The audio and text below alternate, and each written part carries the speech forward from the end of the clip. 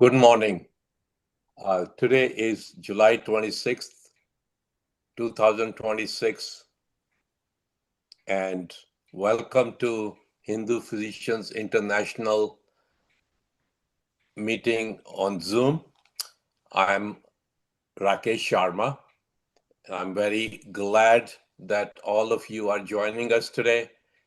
At the same time, I'm also grateful to Almighty that we have been given a chance to do something what we call community service.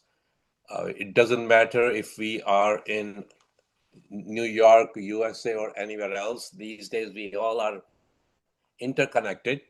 And most of us who have been joining these meetings are either in US, India, UK, Canada, or some other countries. But welcome to all. HPI, or Hindu Physician International, was started more than 2 years ago, and all the five founding members are based in USA. We all are physicians, all got educated in India in different medical schools, came to US, took some training here, and we are part of a larger community of Indian origin physicians, as well as physicians of Indian origin who were born in US. We also have lots of physicians who join us during these meetings and may not be of Indian origin. Welcome to all. Although the name says Hindu Physician International, but we consider Hindus as all the religions that started or originated in India. We think Sanatan Dharam, Buddhist, Jain, Sikhs, they all are Hindus. But anyone is welcome to join our meetings. And today's meeting is quite interesting. Dr. Amit Shah, who is internist by profession and went to Municipal Medical School in Ahmedabad, Gujarat, India, came to US and was trained in internal medicine residency at Yale affiliated hospital in Bridgeport, Connecticut. He didn't stop there because he wanted to have broader treatment for our bodies and minds, and he took a special certificate in integrative medicine he's also board certified in that. So as we all know, integrative medicine is just a combined approach of Western medicine with conventional evidence-based complementary therapies that may not be a Western medication, but lots of other branches of medicine that have been ancient before what we call Western medications came around. Some are Ayurvedic, some are homeopathic, yoga, physical therapy, spiritual, so many other things. So as we all understand and our knowledge expands, just allopathy medicine is not enough. We need lots of other branches of medicine to assist us, because we just don't want to treat the body. We also want to treat the mind and our spiritual well-being. So without taking further or more time, I will invite Dr. Amit Shah to please start his talk. Thank you. Good morning, namaskar everyone. I want to thank Hindu Physician International to share my thoughts in this unique topic, which is based on actually what I call scientific wisdom. And today's topic, I want to cover how the ancient scientific wisdom naturally integrates with modern medicine. So my objective would be to introduce the relevance of Ayurveda and the basic concept as of today and how it relates with the modern medicine. And then, as you all know, the challenges of chronic diseases, which currently takes up almost 80% of our healthcare budget, and how by integrating Ayurveda into our modern medical practices, we can handle, face, navigate through this difficult challenge. Um, as you all know, healthcare cost in US is almost 18% of national GDP, which has now surpassed even our defense budget. In India, actually, in last 4 years, the healthcare cost is increasing by at least 8% every year. So we can imagine the healthcare burden in India also, and I'm sure it is true for a lot of other countries as we move forward. And we all know why it is. Yes, the modern medicine has done wonders. It has really helped increasing the overall life expectancy. But modern medicine, because of the super specialization now, it has become a more reductionist approach.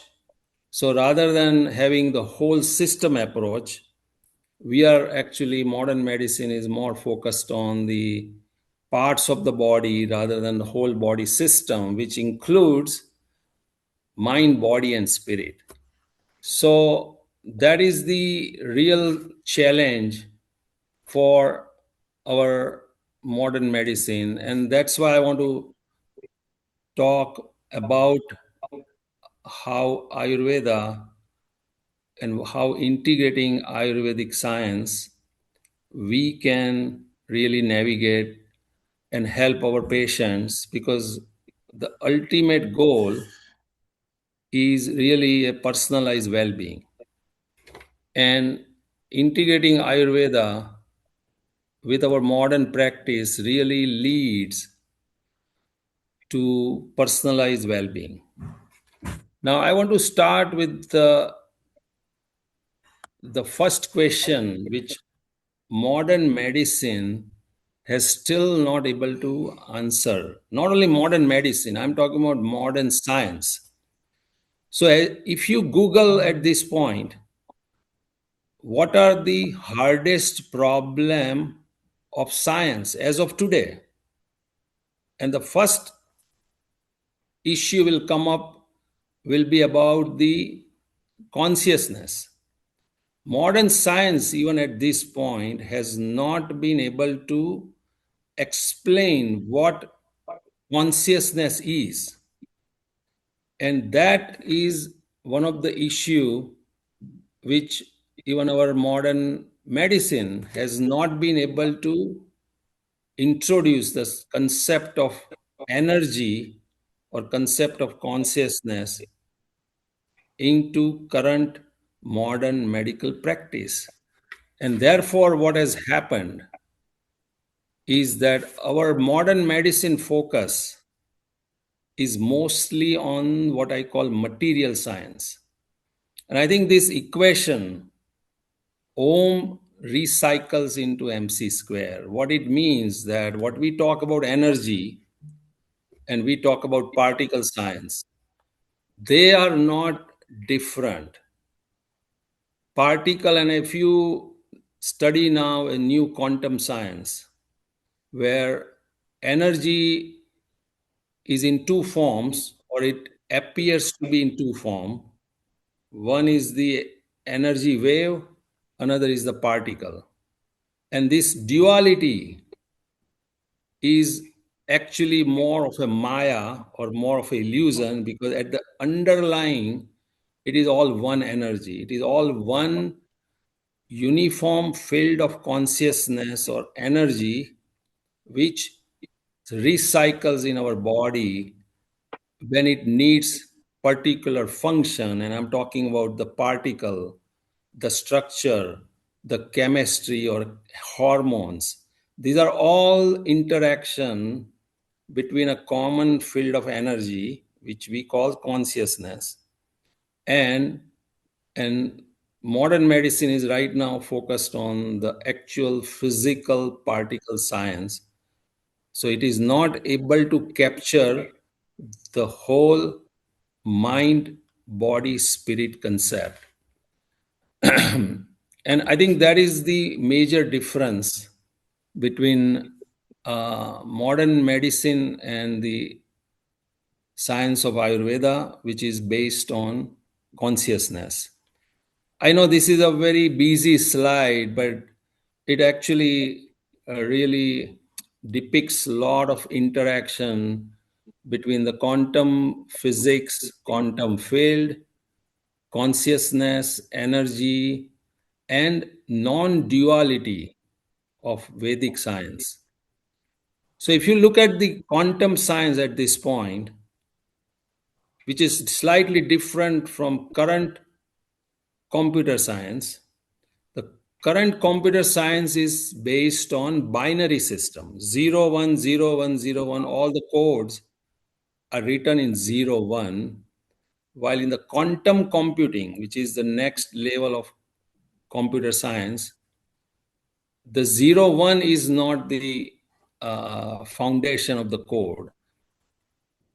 Just like electron is in the superposition, that means it is simultaneously energy and particle.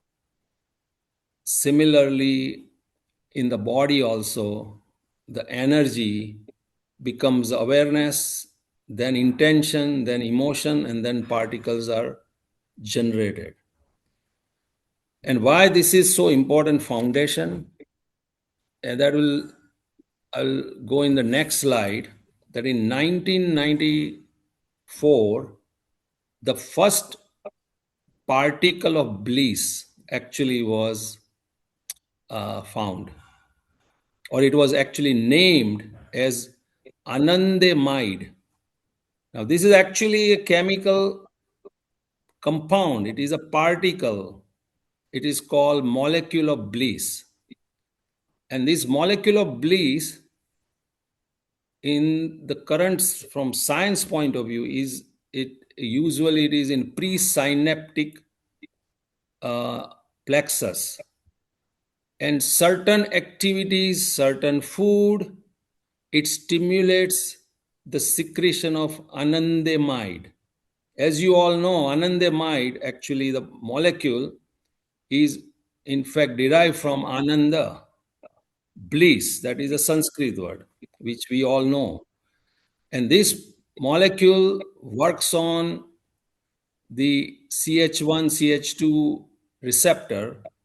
And when this molecule increases in the synaptic space, then it works on the postsynaptic neurons, and there is a feeling of bliss. What are the different food, different activities which increases anandamide, which is very well known? I will talk about that later on. But as you can see, the cardiovascular or aerobic exercise, certain food, meditation, in the food also, main food which are affecting anandamide secretions are ashwagandha, omega 3, even dark chocolate also is known to increase the concentration of anandamide. Now, I want to go back to the origin of Ayurveda. As you can see, that Taxila University, which was a contemporary at that time, like in Harvard or MIT of that time. I'm talking about 2,500, 3,000 years ago. Currently, Taxila University remnants are about 40 miles from Rawalpindi, Islamabad. That's where this science or scientific wisdom was written, actually. So both yoga and Ayurveda were written by those sages, philosophers. Patanjali wrote Yoga Sutra, and Charak wrote Charak Samhita during that time. The amazing thing about this two science that they originate from what is called Sankhya philosophy, which primarily was based on science. Actually, in that, those two sutras or books, even if you read now, there is nothing about worshipping a particular god or idol. It is all based on mind, body, and spiritual science. And we are talking about at that time 2500, 3000 years ago, which is so relevant now. And now with the more advances on quantum science, the philosophy of Advaitya, non duality, is being reconfirmed by the quantum science. And Ayurveda, as I mentioned, is based on consciousness, is based on non duality.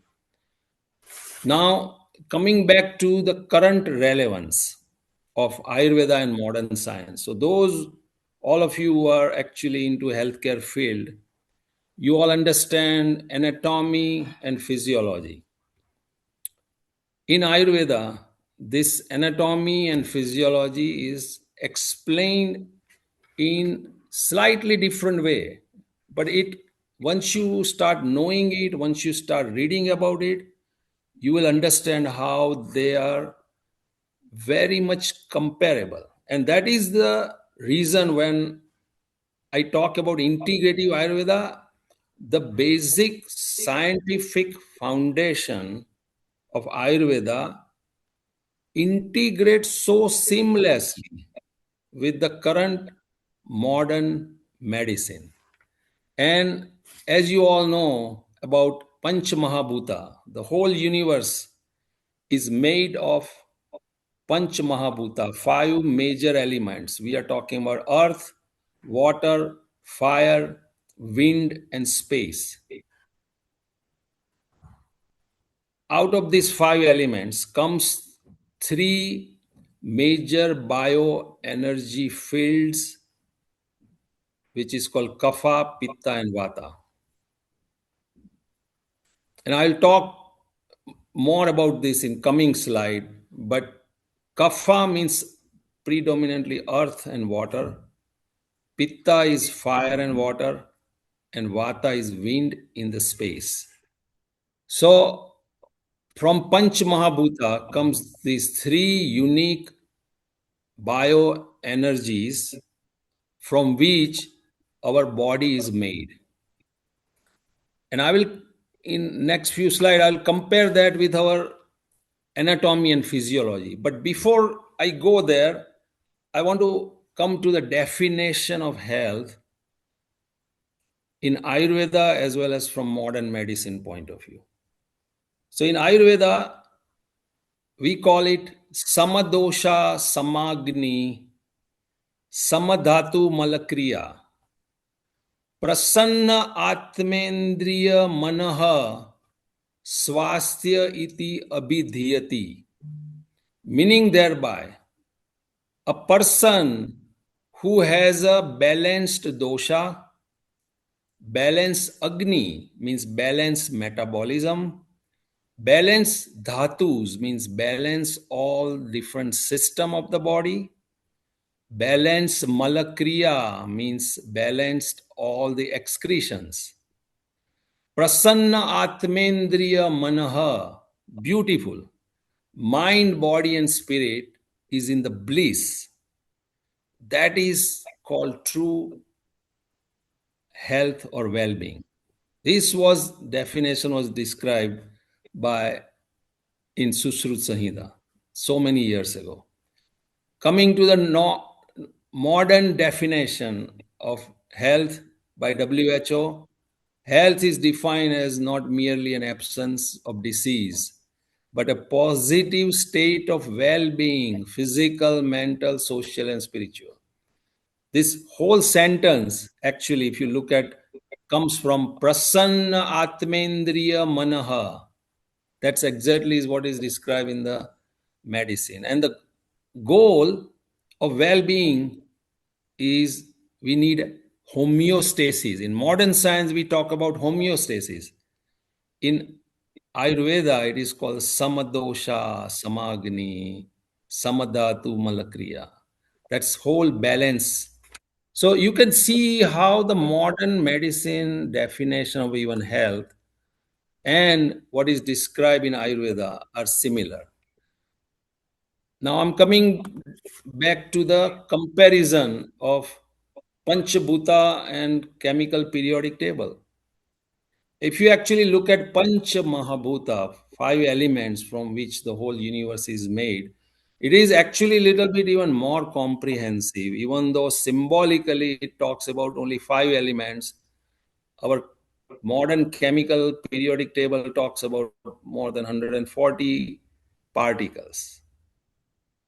Because in Pancha Mahabhuta, the energy is part of the all five elements. If you look at fire, fire is all metabolism. When you look at wind, wind is not a kind of a static situation. Wind is dynamic. It describes the movements. I'll compare this Panch Mahabhuta with the current anatomy and physiology now. Again, as I mentioned, Kapha is earth and water, Pitta is fire and water, Vata is wind and space. Now, some people might think Pitta, fire and water, it doesn't matter. No, that means fire in the water. Vata is wind in the space. Kapha is earth and water together. Earth is not only thing, there is a water also in the earth. Now, let's go back to the modern medicine. There is anatomy equal to structure. Physiology is equal to movements and metabolism. So there is nothing else in the body other than there is a structure, there is a movement, and there is a metabolism.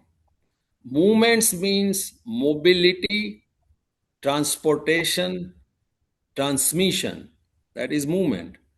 Metabolism means transformation. And structure is a gross structure or at a micro level structure.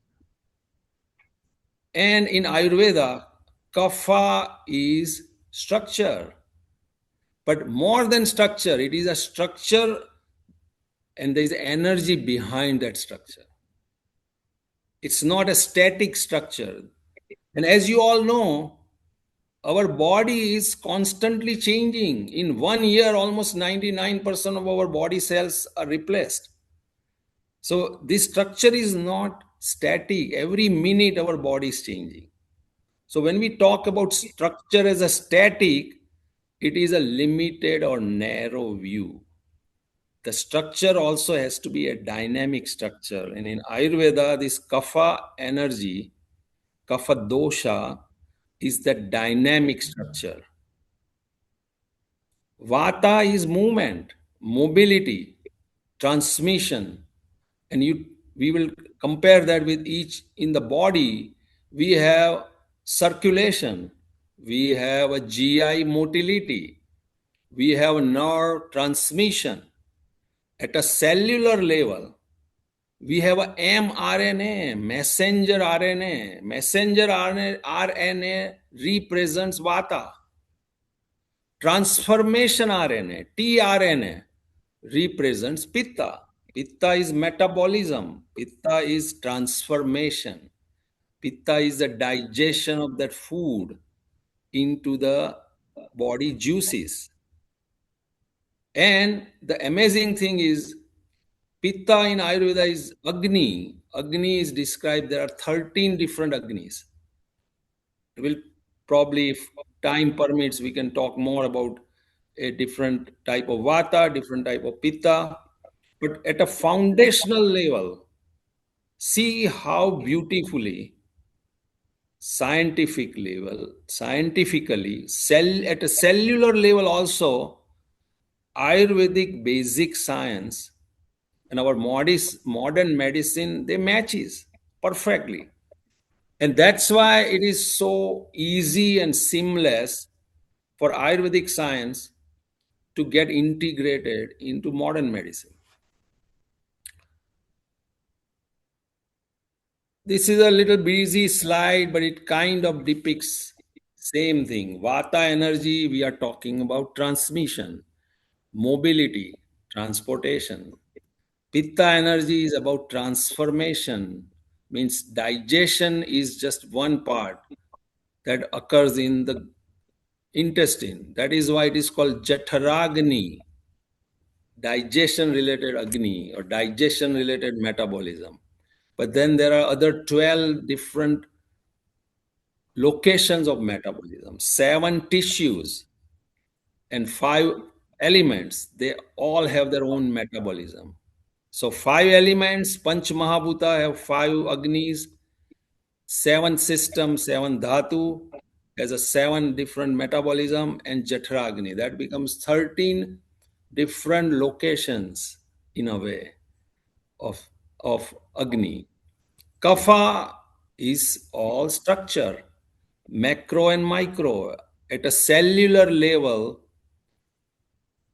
we talk about cell body, we talk about cellular different particles in terms of nucleus, endoplasmic reticulum, mitochondria.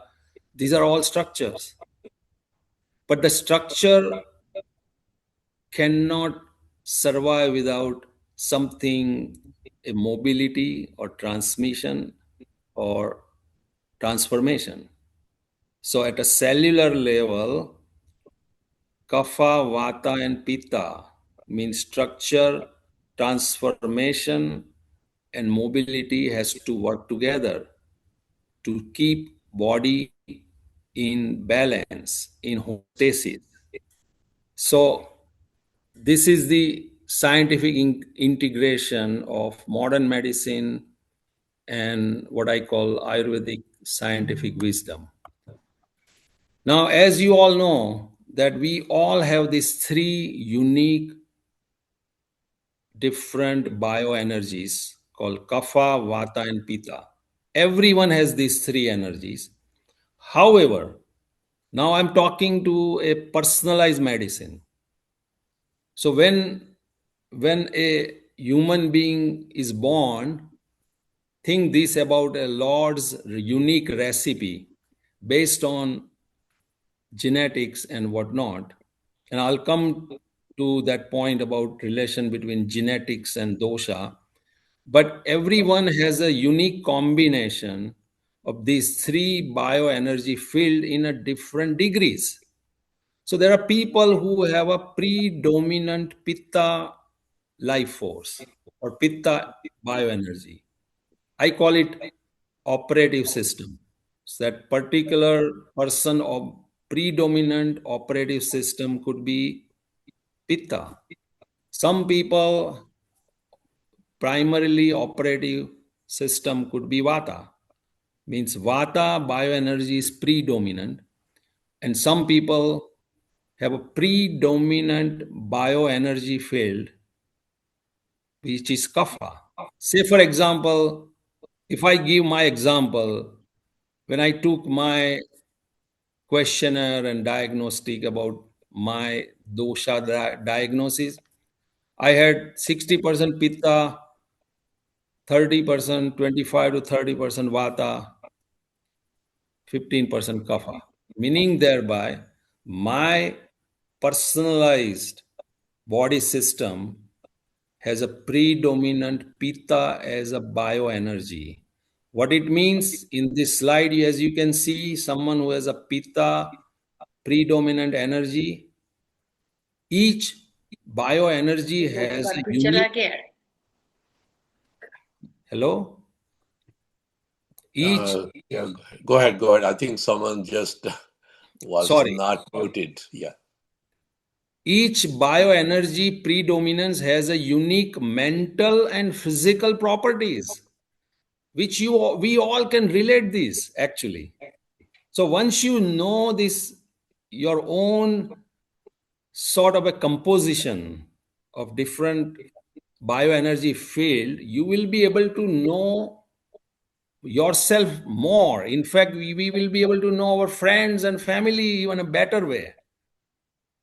The diagnosis and treatment is another part, but just to know our own self, I think this dosha diagnosis is extremely important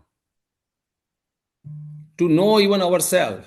And why this is so foundational? Because lot of disease processes or chronic diseases are based on imbalance of these doshas. So example is someone who is predominantly pitta or someone which is okay. Everything is beautiful. The composition is beautiful. That's why everybody is unique. So it's not about prakruti. It's not about the natural composition.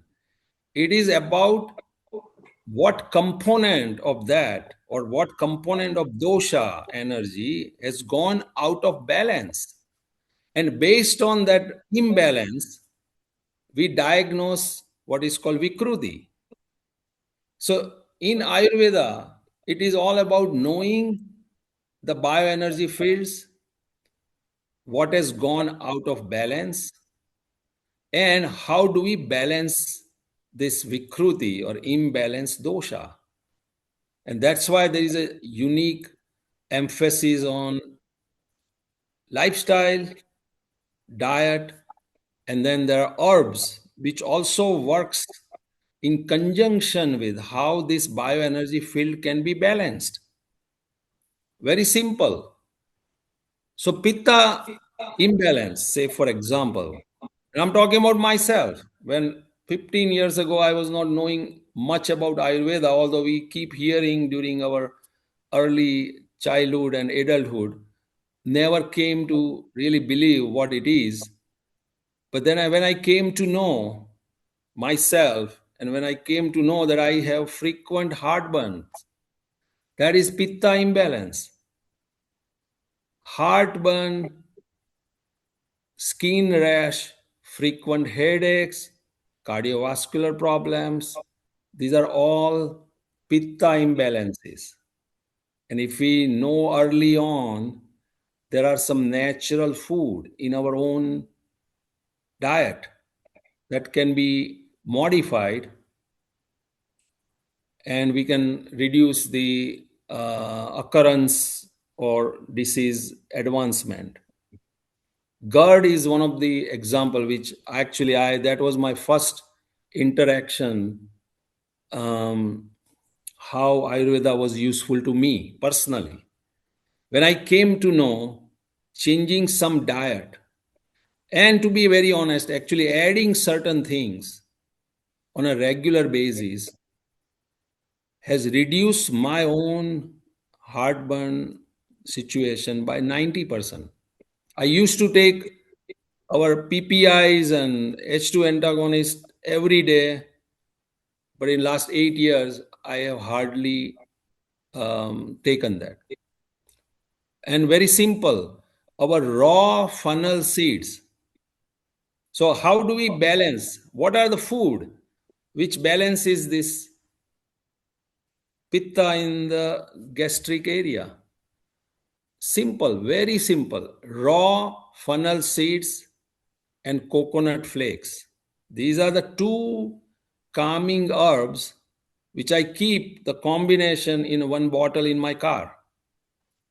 And in between the meals, invariably I take it at least 2 3 times a day. That keeps the pitta in balance in a way. So natural, we don't have to take, PPIs or H2 antagonists every day. They have their own long term side effects. This is just one example. I'm talking coming to Vata. Vata is just like wind. It's so intuitive. Wind fluctuating, right? Wind is something which fluctuates. It is mobility. It dries up. So Vata personalities typically physically they are thin, but their body can easily dry up because it is wind physiology. What are the problems with the Vata imbalance? Anxiety, tremors, Parkinsonism, constipation, osteoporosis.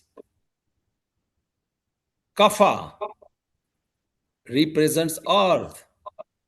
They have a broader body frame that is natural. What are the plus and minuses? Kapha means earth. Earth does not want to move faster. In fact, they would not move, but they represent stability. Pitta represents fire, means ambition, dynamism, goal oriented. So we see the CEOs and a lot of professionals like us or politicians, it's all Pitta personalities. Kapha personality typically is very nourishing, very family oriented. They don't want to rule the world. They just want to maintain who they are. They are very family oriented people. That is that bioenergy. But a kapha predominance can result into accumulation problem, diabetes, hyperlipidemia, because their metabolism is slow. Therefore, they have a hard time to lose weight. Pitta metabolism is very dynamic. Vata metabolism is like wind, varied. Sometime yes, sometime no. Fluctuant metabolism. Now, scientifically, we know that there are some slow metabolizers and there are some fast metabolizers. That has been proven in the science. Kaphas are slow metabolizer. Pittas are fast metabolizer. Now, I forgot to mention about relationship between genetics and dosha. So, in 2015, this study was published in the magazine, Nature magazine, which connected genome with dosha prakrutis. That means there is a unique gene expression for those who are predominantly pitta, that particular gene is found more. Pitta, kapha, and vata has a unique genetic expression. This is proved. We are not talking about this just because it is our heritage and just because we come from there, therefore we are pushing the science like this. No, this is scientifically rooted, and we all need to know, and we all need to talk with ourselves, our friends, family, and our patients about this unique scientific wisdom, I call. Now this is even more cellular level integration. According to modern science, we talk about homeostasis. Within homeostasis, there is a term called proteome stasis, means the balance of protein metabolism. Now, as we all know, kapha represents the structure or energy and structure together. It is kapha which is responsible for normal protein synthesis.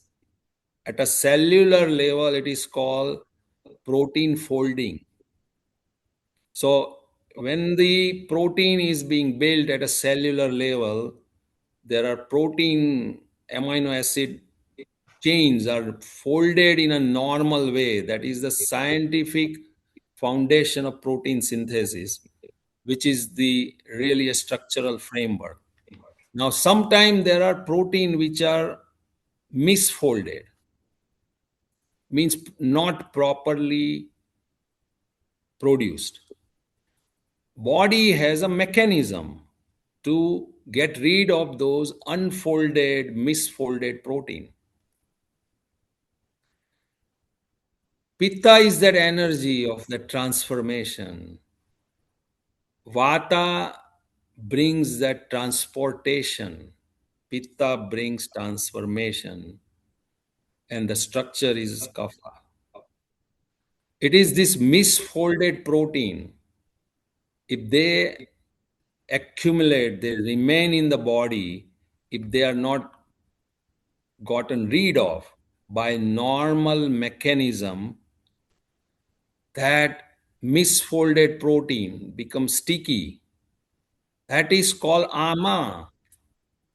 The result of that misfolded protein, they clog the cellular channels called srota.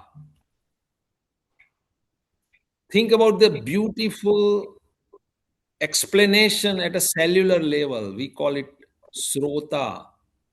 Srota means channels. The channels are blocked by misfolded protein. Those misfolded protein are sticky. They block the srota's cellular channel. That is ama. That is cause the inflammation. When those ama still are not gotten rid, sticky misfolded protein in a described in our modern science creates the inflammatory reaction. That what is the beginning of each chronic diseases. And why this protein does not get out of body, what happens, this misfolded protein, because there is a inefficient agni at a cellular level. Inefficient pitta transformation at a cellular level will result into this ama, which blocks the cellular channels. So this is the cellular level explanation, in a way that pitta or a agni, which is called mandagni, slow agni, improper agni, will lead to the accumulation of ama. In addition, if there is an accumulation because of the over nutrition, and pitta means the energy agni not being able to handle the accumulation because of the excessive food, because of the lack of enough activity, lack of exercise, all these combined at a cellular level becomes misfolded protein which are not gotten rid of. These misfolded proteins are sticky, which blocks the cellular channels called srotas. That is the beginning of ama accumulation, and that is the beginning of chronic diseases. So this is a little bit busy slide. Again, talking about same thing. According to modern science, what is inflammation, inflammatory products? In the Ayurvedic point of view, I mentioned about ama. Ama equal to inflammation, inflammatory products. If you look at current modern medicine research, 75% of current research is on inflammation, whether it is in the GI tract, whether it is in neurology, cardiovascular, everywhere. You lupus, rheumatoid arthritis, all the new compounds are anti-inflammatory.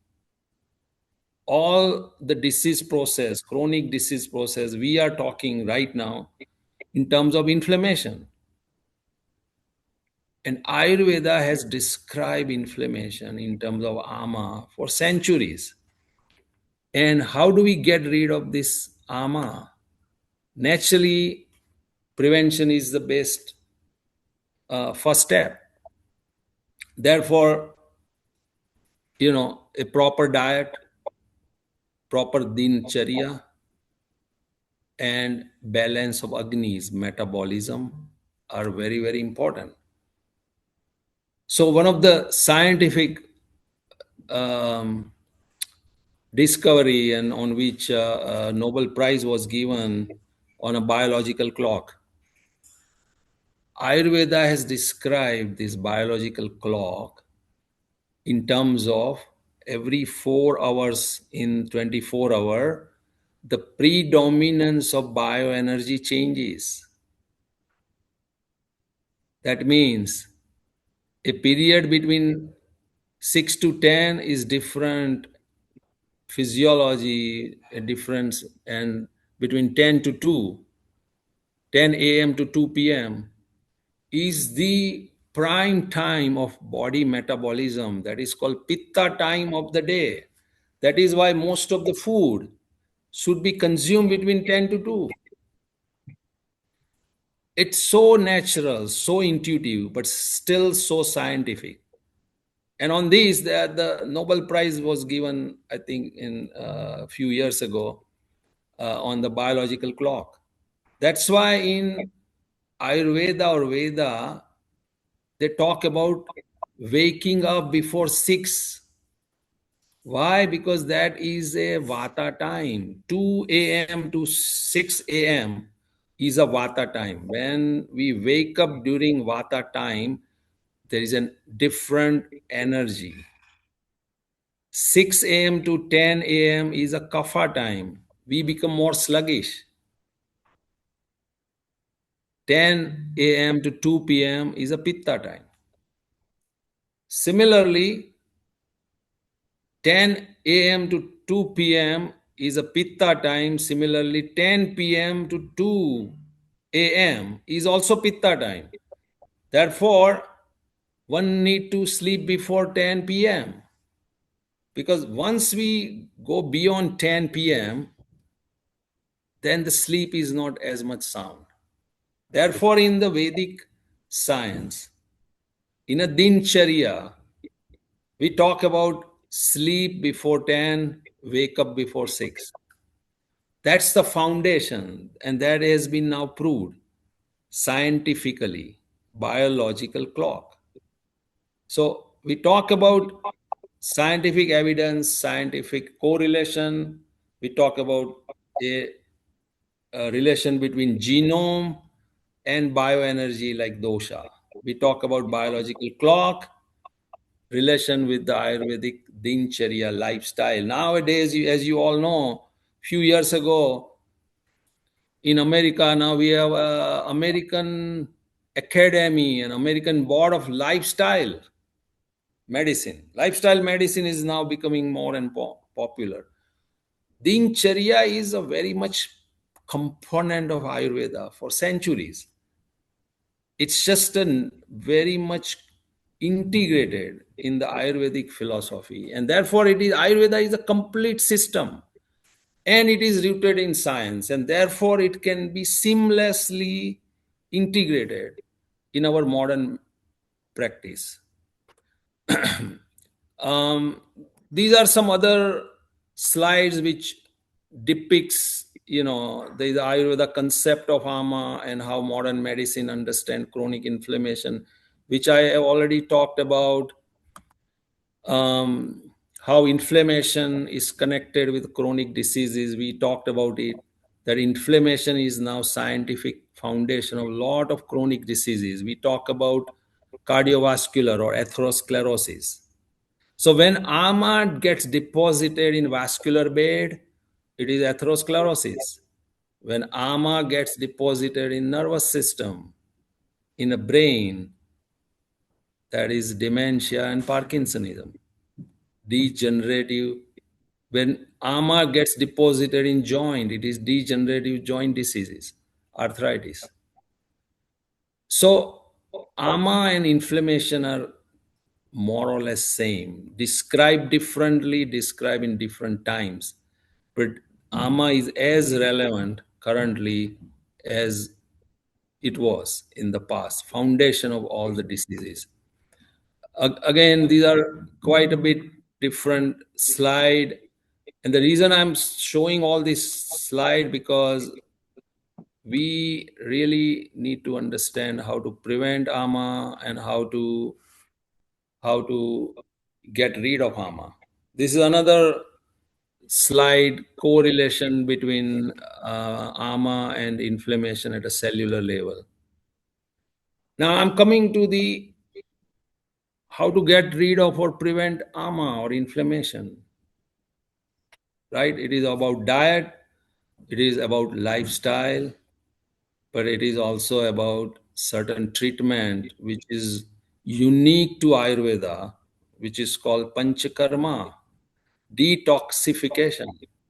So, yes, ama can be prevented if proper dincharya is followed, proper food advices are followed. And then there are reasons why we use all these herbs. You're talking about turmeric, you're talking about ginger, you're talking about triphala, you're talking about trikuta. Each herbal products, remember each plant also is a biological element and it also has a unique doshas. And therefore, once we know what herbs has a unique dosha property, chemical property, we can utilize it in a beautiful way. And yes, there is so much literature about turmeric. I just want to mention there is a reason why turmeric needs to be heated. Turmeric should be also, there should we need to add black pepper. Black pepper and turmeric combination in a heated way is the best way to consume. Why? Because black pepper, when we add black pepper to turmeric, it increases the activity of turmeric more than 100 folds actually. Therefore, a turmeric powder which is raw, which is cold, that does not have that much pharmacological benefits as turmeric taken in a warm heated water, or we use that in our cooking. That is more ideal way. Therefore, ghee, what ghee is very simple. All the cellular structure in the body are lipids. The membrane is lipid. So if things are not taken, if they are taken in a cold way, like a lot of Americans use turmeric in like smoothies. That's not the ideal way to take. It's not going to be really converting into a useful pharmacological beneficial chemistry inside the body. For turmeric, we need a warm, either it's a warm water, warm milk, use ghee, use in cooking, add black pepper. Curcumin is that active compound, but it's not only the curcumin, there are other compounds. Therefore, we go to this lot of health stores and we now see curcumin. I'm not sure that curcumin available as a pure curcumin like these has that much biological advantage as eating in a powder, herbal, or raw form of turmeric. So this is something about turmeric, and I'm sure there are a lot of such similar nuances and very important things how Ayurvedic herbs should be consumed, and we need to be very very careful about it. I want to mention a couple of more things. One is about meditation. So yes, there are so many other advantages, but one of the most important scientific evidence, because meditation, transcendental meditation, this is a unique technique of meditation naturally gifted by Maharshi. The reason I'm talking about TM because TM has the maximum amount of scientific evidence available. And when we talk with the medical community, we have to talk about evidence. And TM has those scientific evidence backing. One of the important effect of meditation is on telomere, that is the end of the chromosome. Why telomere is important? Because telomere thickness is related with aging, and meditation is one way to improve the telomere length, and that length is related with the aging. That is just one another scientific evidence. I can keep talking about a lot of different Ayurvedic herb. And by the way, I myself, I'm not Ayurvedic expert. Primarily, I'm still an internist. My idea is to how to seamlessly integrate certain things. Yes, I work with Vaidyas who have much more knowledge. So whenever I have question, I will actually reach out to the Vaidyas who have much more knowledge about different herbs and whatnot. But naturally, ginger, boswellia, ashwagandha, turmeric, and you will see more and more like silajit. Uh, in Ayurveda, there is one unique thing which our modern science does not really has taken into account is the combination of herbs. Most of our modern medical research and science is on a research is done on a single molecule. Now in Ayurveda, unique part is that usually many of the treatments are combination, and there is a reason behind it, because different compounds, when they are taken alone and when they are taken with certain other herbs, it has more benefits and it has much less side effects. So this research, this whole new paradigm about tasting the multiple herbs at the same time, which I think we need to really focus on. We have been talking with Ministry of Ayush to support this kind of research where not one single element. Yes, one single element is important to understand the basic chemistry, but body is not a single particle, and the whole body system is so complex.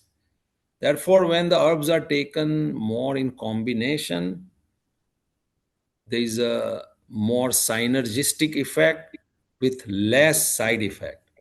So right now there is somewhat craze going on in our even mainstream America. The people are jumping on ashwagandha and turmeric or curcumin separately without understanding how the combination needs to be taken, and therefore we will need lot of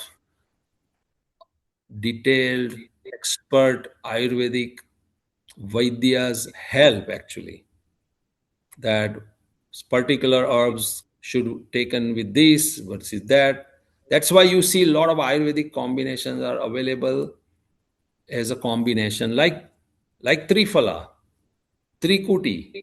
So many such combinations are available, but there is a reason behind it, and we need a lot of research and awareness about it. The combination. I'm now jumping to Panchkarma. The Dr. Shah, can I interrupt? Sure. Um, we have been roughly 55 minutes into your lecture. So if you can wrap it up in 5 minutes, please.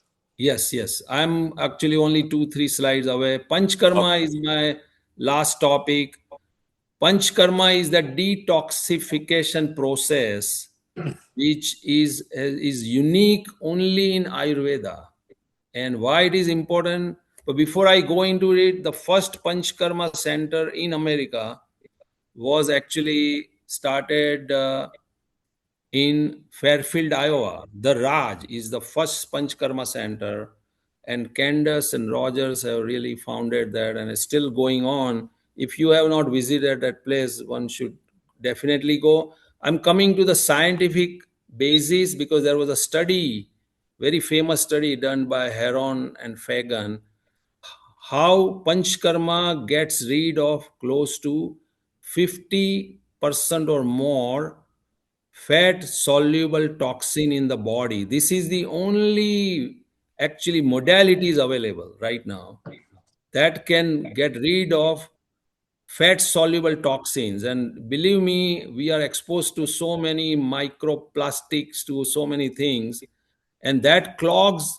our cellular srotas. And the only way to detox our body, I would say, highly recommend panchkarma, and it has a scientific foundation also. I want to thank all of you. I want to thank Hindu Physician International to invite me and share my experience. And I would love for you all to join this movement of integrative Ayurveda. We are always um, open to have your support, suggestion, and help. Our HPI Ayurveda consortium was started 2 years ago, but it is not about API, it is more about Ayurveda and yoga. When we talk about Ayurveda, by the way, yoga is a sister science. So when we talk about Ayurveda, yoga and Ayurveda are in the same umbrella. Namaste and thank you. Hi, Dr. Shah. This was an excellent talk or lecture, as I would say. Anyone who thinks that they can absorb all this knowledge in one lecture has to be very naive.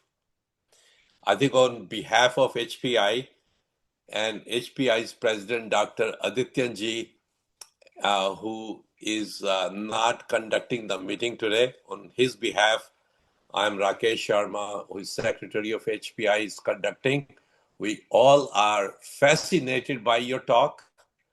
And although I have been practicing medicine for 40 years, but whatever you said today, most of those things I never knew.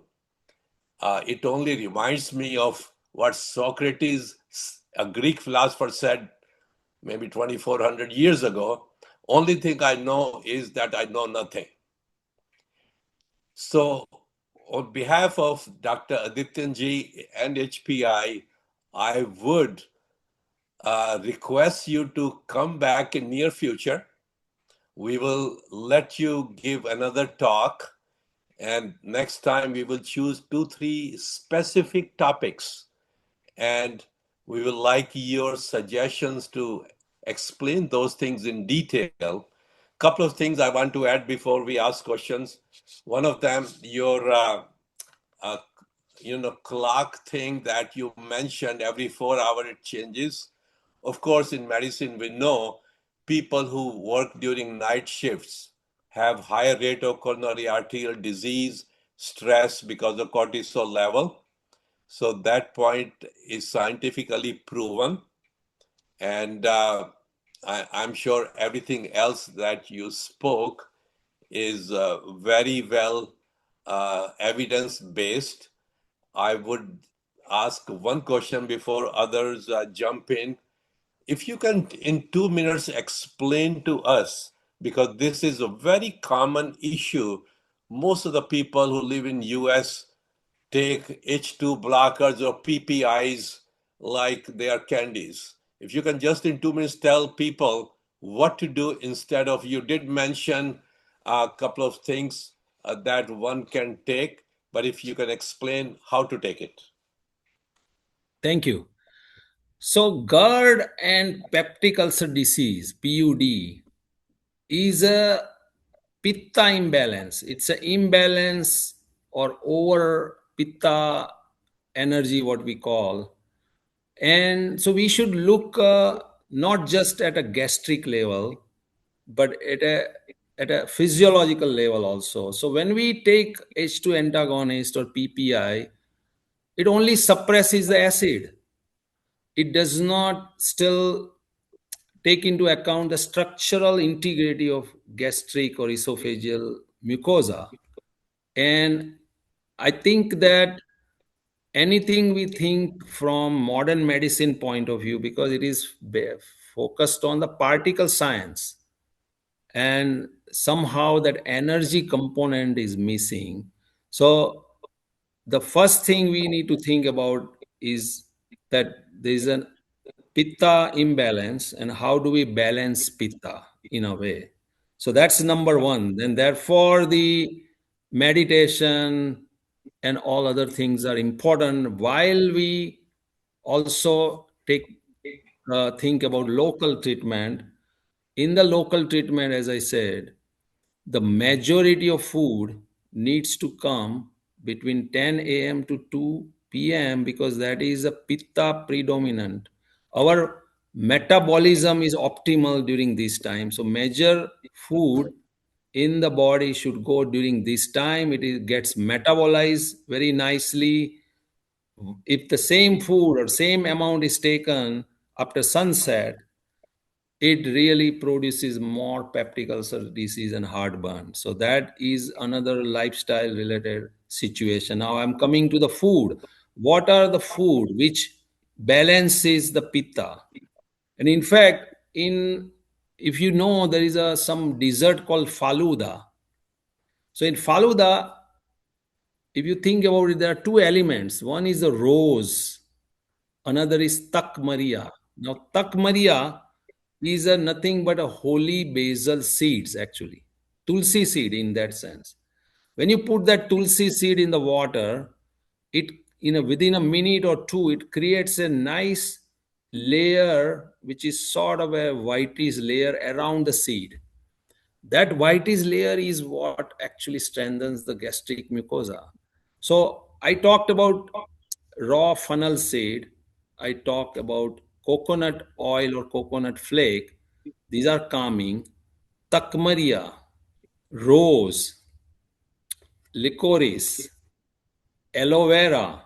These are the natural foods available which can definitely neutralize, and not only neutralize acid, but we are also talking about stabilizing the mucosa.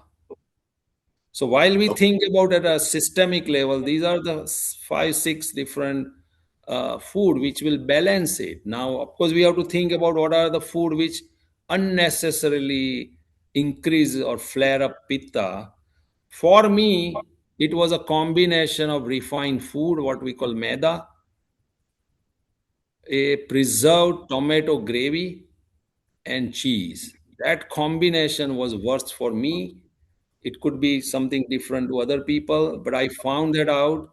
That means pizza in a it's this way was worse for me, which I avoid. That doesn't mean I don't eat pizza, but I would like to prefer a pizza base made from whole wheat or gluten free, and then it is made differently.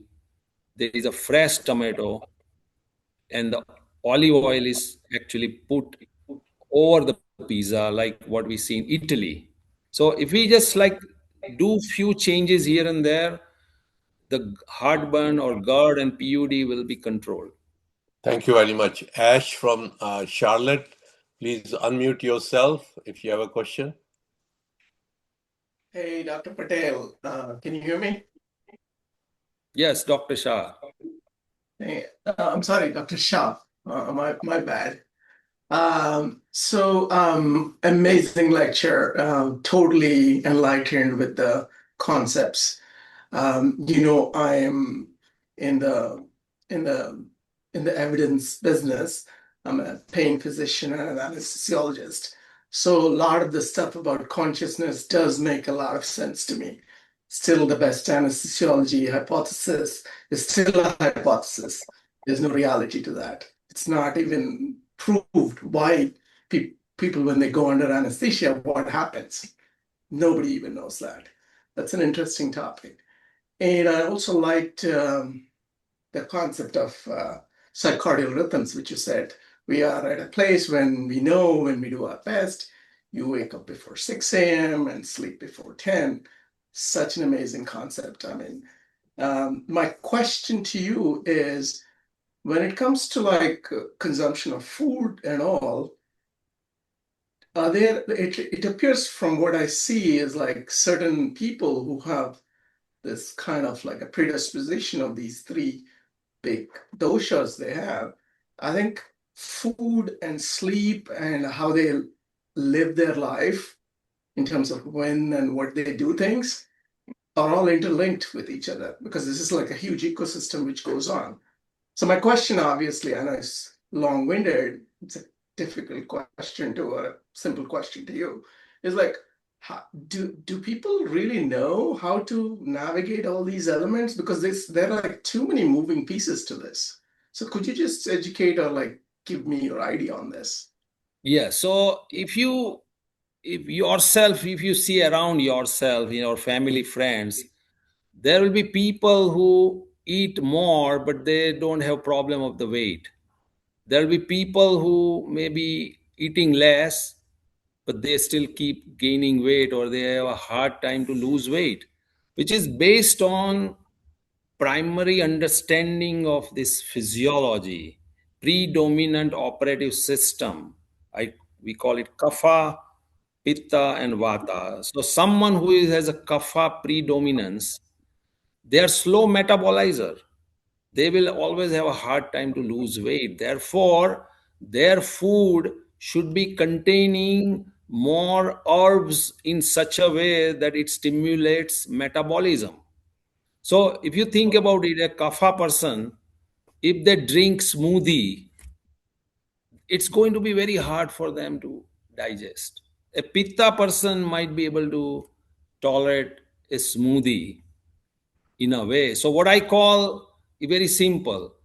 To some people, I'll say prefer soup over smoothie. Content can be same, meaning thereby it is all about understanding the foundational operative physiology of the person, which in one way, as you start thinking through it and you learn about it, and there are questionnaires now and there are software available to generally understand the pathophysiology or operative system of that person. A vata person who is thin, actually, when we talk about food, I will not tell them to eat a raw salad. A vata person's physiology is dry to begin with. So when they eat a raw spinach or salad, it's going to be hard, and therefore they have more gas, flatulence, dyspepsia. The vata person should be eating a steamed salad, cooked food, maybe even put some more oil on it. That is the vata person. Because vata person's physiology is dry, and we need to do not have a stereotype recommendation. That's why Ayurveda is founded actually in personalized medicine. We talk about P4 medicine, personalized medicine. This recommendation should be based on the understanding of that person, that what dosha has gone out of balance, what is the underlying prakruti and what is underlying vikruti.